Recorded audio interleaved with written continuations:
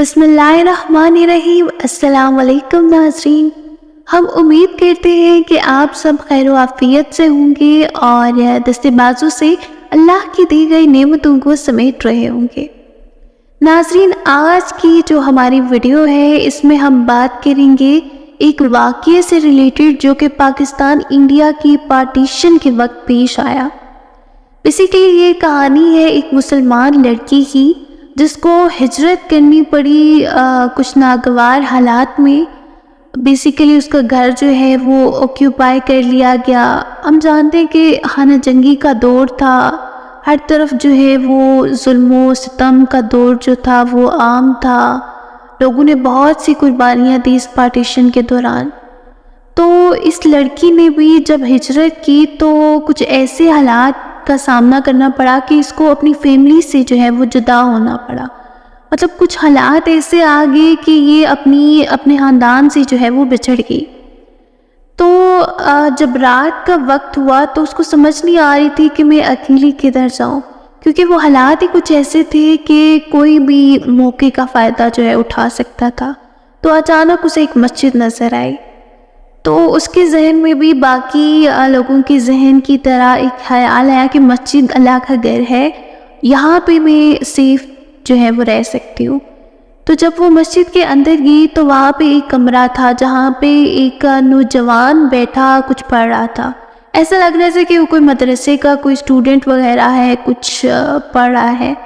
تو جب وہ اس کے پاس گئی تو اس سے کہا کہ مجھے آپ پرمیشن دیں کہ میں رات کو یہاں پہ اسٹے کر لوں، کیونکہ میں اور کسی کے گھر تو جا نہیں سکتی، کیونکہ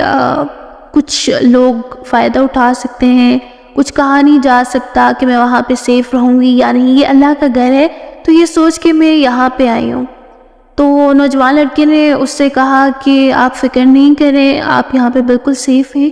تو اس نے اس کو جگہ دی، مطلب جو رہنے کا کوئی چادر وغیرہ اور اس طرح کا کچھ سامان نہ اس کو دیا کہ آپ یہ رکھ لو اور یہاں پہ سکون سے آرام کرو، کوئی مسئلے کی بات نہیں ہے۔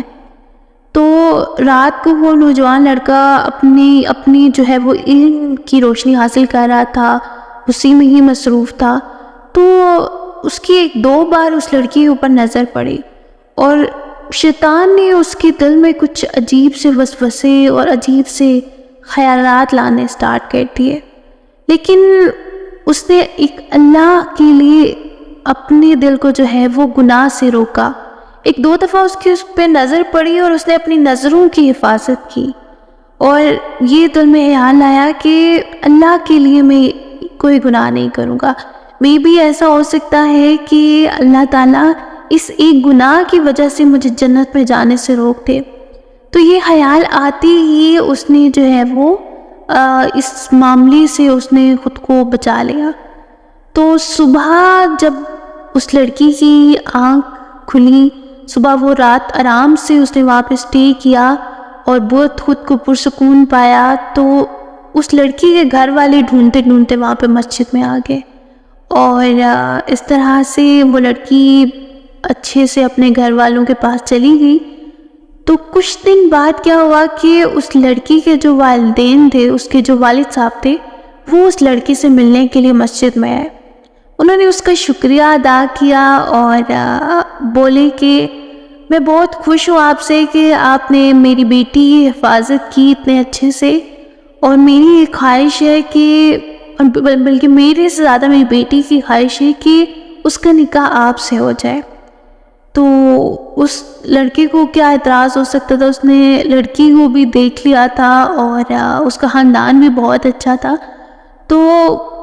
کافی وہ خوش ہوا اور مطمئن ہوا، تو اس سے شادی ہو گئی۔ جب اس کے ساتھ نکاح ہو گیا تو جب وہ اس سے ملا تو پہلی بار اس لڑکی نے اس سے پوچھا کہ رات کو میں نے دیکھا کہ ایک دو دفعہ آپ کی نظر مجھ پر پڑی تھی، لیکن آپ نے اپنی نظروں کی حفاظت کی اور نظروں کو جھکا لیا، اور دوسری چیز میں نے یہ دیکھی کہ آپ اپنی انگلیوں کو آگ کے اوپر جو موم بتی تھی اس کی آگ کے اوپر آپ بار بار اپنی انگلیوں کو رکھ رہے تھے۔ تو مجھے یہ بتائیے کہ اس کے پیچھے جو ہے وہ کیا منطق ہے؟ تو اس لڑکے نے کہا کہ شیطان جو ہے وہ عجیب طرح کے خیالات میرے دل میں لا رہا تھا کہ کچھ نہیں ہوتا، خیر ہے، کون سا تمہیں کسی نے کچھ کہہ دینا ہے، کیا ہو جائے گا، زیادہ سے زیادہ تم گناہ کر لو۔ لیکن میں نے خود کو ایک وجہ سے یہ روکا کہ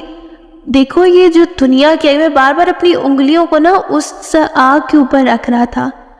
کہ، اور وہ جو تپش ہے اس کو محسوس کر رہا تھا، آگ کی تپش کو، اور یہ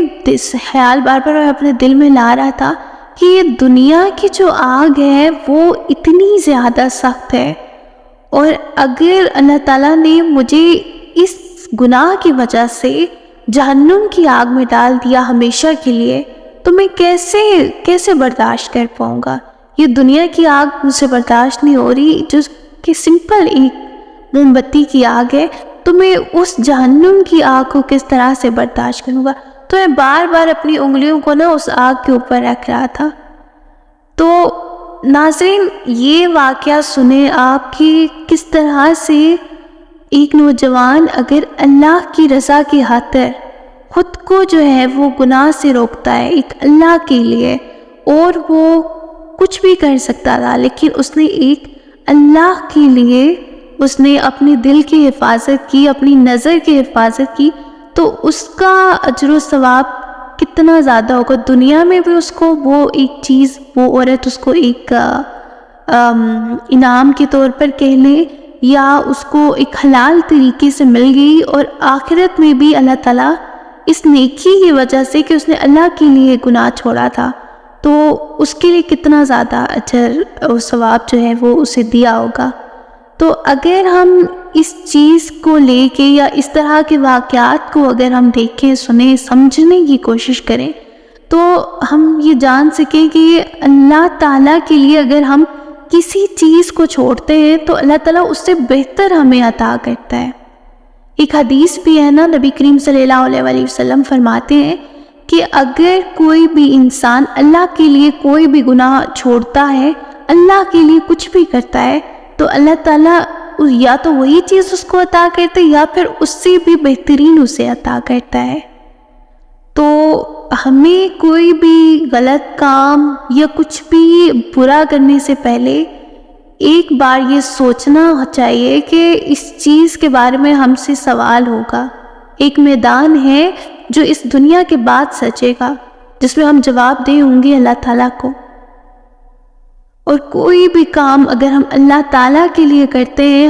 ہمارے یہ خلوصی دل سے ہماری یہ ایک نیت ہوتی ہے کہ ہم یہ کام اللہ تعالیٰ کے لیے کر رہے ہیں، تو اللہ تعالیٰ ضرور اس کا اجر ہمیں عطا کرتے ہیں، اس جہان میں بھی اور وہ جہان جو اس جہان کے بعد ہے۔ مزید اس طرح کی ویڈیوز دیکھنے کے لیے ہمارے چینل کو سبسکرائب کریں۔ تب تک کے لیے اپنا بہت سارا خیال رکھیے گا۔ اللہ حافظ۔